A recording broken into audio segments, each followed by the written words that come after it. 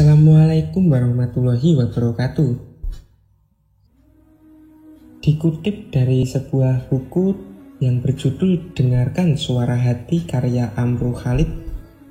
Di dalam buku ini terdapat sebuah kisah yang sangat menyentuh hati tentang keistiqomahan seorang sahabat Rasulullah dalam menjalankan agamanya.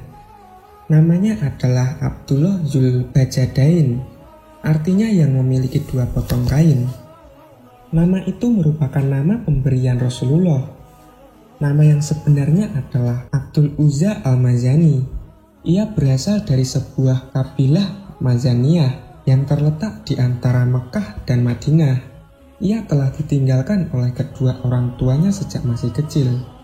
Karena itulah ia tinggal bersama pamannya. Sang paman adalah orang yang sangat kaya.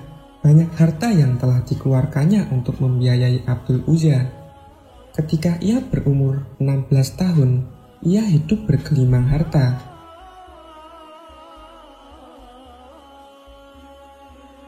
Ia pun memiliki 2 ekor kuda yang selalu dipakainya bergantian. Tapi sayang sekali, ia dan kaum bangsanya masih menyembah berhala. Suatu saat ketika ia sedang melakukan perjalanan, ia bertemu dengan para muhajirin. Ia pun melakukan perbincangan dengan mereka, dan setelah perbincangan itulah akhirnya ia pun sadar dan memutuskan untuk memeluk agama Islam. Keadaannya pun berubah. Setiap kali melihat ada sahabat yang berhijrah dari Mekah ke Madinah, ia berlari dan mengikutinya seraya berkata, "Tunggulah aku sampai aku mendengar dari kalian Al-Quran. Aku hanya ingin menghafal 1 ayat baru dari kalian." Dalam pikiran Abdul Uzza saat itu hanyalah ingin mendekatkan diri kepada Allah saja. Akhirnya ada sahabat yang berkata, "Mengapa engkau menunggu di negerimu untuk pergi hijrah ke Madinah?"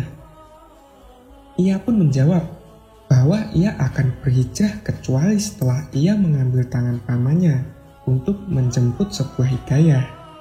Ia pun menetap dalam kabilahnya selama 3 tahun. Ia tetap berpegang teguh kepada agama Islam, walaupun seluruh kaumnya jauh dari ketaatan dan menyembah berhala. Selama 3 tahun lamanya ia memaksakan diri untuk tetap istiqomah. Apabila ia ingin beribadah kepada Allah, maka ia akan pergi keluar dari kaumnya ke tengah-tengah padang pasir. Selama ini ia menyembunyikan keislamannya dari hadapan orang-orang. Setiap hari ia pergi menemui pamannya seraya berkata, "Wahai pamanku, aku mendengar bahwa ada seorang laki-laki bernama Muhammad yang berkata ini dan itu." Kemudian ia pun membacakan ayat-ayat dari Al-Quran di hadapan sang paman. Namun pamannya malah mencercanya habis-habisan. Selama 3 tahun itu, ia mengalami masa yang berat. Akhirnya kesabarannya pun sampai pada puncaknya. Ia pun menemui pamannya dan berkata, "Wahai paman, aku lebih memilih Rasulullah daripada engkau. Aku tidak dapat berpisah dengannya. Aku memberitahumu bahwa tiada Tuhan selain Allah dan Muhammad adalah utusannya.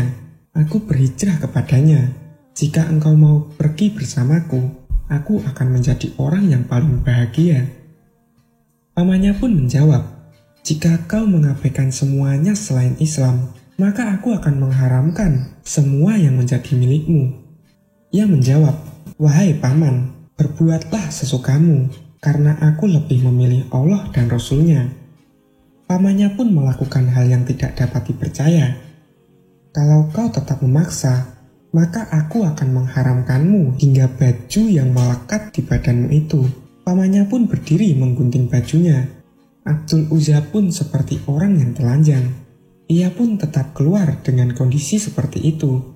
Saat keluar, ia menemukan selembar kain wol dan membaginya menjadi 2 bagian. Lalu ia memakainya seperti kain ihram. Ia pun kemudian berhijrah dan menemui Rasulullah untuk pertama kalinya. Sungguh tidak bisa dibayangkan betapa besar keistiqomahannya kepada Rasulullah, sekalipun ia tidak pernah bertemu dengannya. Rasulullah pun bertanya, "Siapakah Anda?" "Aku adalah Abdul Uzza," jawabnya. Rasulullah pun kembali bertanya, "Mengapa kamu berpakaian seperti ini?" Ia menjawab, "Pamanku telah berbuat ini kepadaku. Aku memilih engkau, wahai Rasulullah, dan bersabar selama 3 tahun lamanya, hingga aku bisa datang kepadamu dalam keadaan istiqomah dan tetap taat kepada Allah. Benarkah kau telah melakukan hal itu?" kata Rasulullah. "Benar, wahai Rasulullah," jawab Abdul Uzza. "Mulai hari ini engkau bukanlah Abdul Uzza, engkau adalah Abdullah Dzulbajadain. Allah telah mengganti 2 kain itu dengan tempat tinggal dan kain di dalam surga yang dapat engkau pakai kapanpun engkau suka dan dapat kau gunakan kapanpun engkau suka."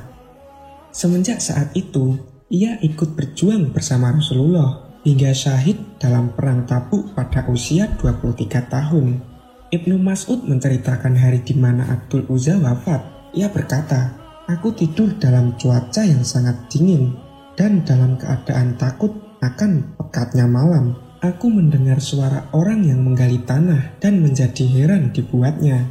Siapakah yang menggali tanah malam-malam begini dan dalam cuaca yang sangat dingin? Aku pun melihat pada tempat tidur Rasulullah dan tidak mendapatkan beliau di sana. Lalu aku melihat tempat tidur Umar. Aku juga tidak menemukannya. Kualihkan pandanganku ke tempat tidur Abu Bakar dan aku tidak menemukannya juga. Aku pun keluar dan melihat Abu Bakar dan Umar sedang memegang lilin, sedangkan Rasulullah sedang menggali tanah. Aku datang kepada beliau dan berkata, 'Apa yang engkau lakukan, wahai Rasulullah?' Beliau mengangkat kepalanya ke arahku dengan kedua mata yang dipenuhi dengan air mata.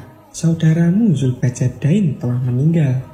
Aku berpaling kepada Umar dan Abu Bakar dan berkata, 'Mengapa kalian biarkan Rasulullah menggali sendiri, sedangkan kalian hanya berdiri saja?' Abu Bakar menjawab, 'Rasulullah sendiri yang ingin menggali kuburannya Abdullah.' Lalu Nabi mengulurkan tangannya ke arah Abu Bakar dan Umar. 'Berikanlah kepadaku jenayah saudaramu itu.'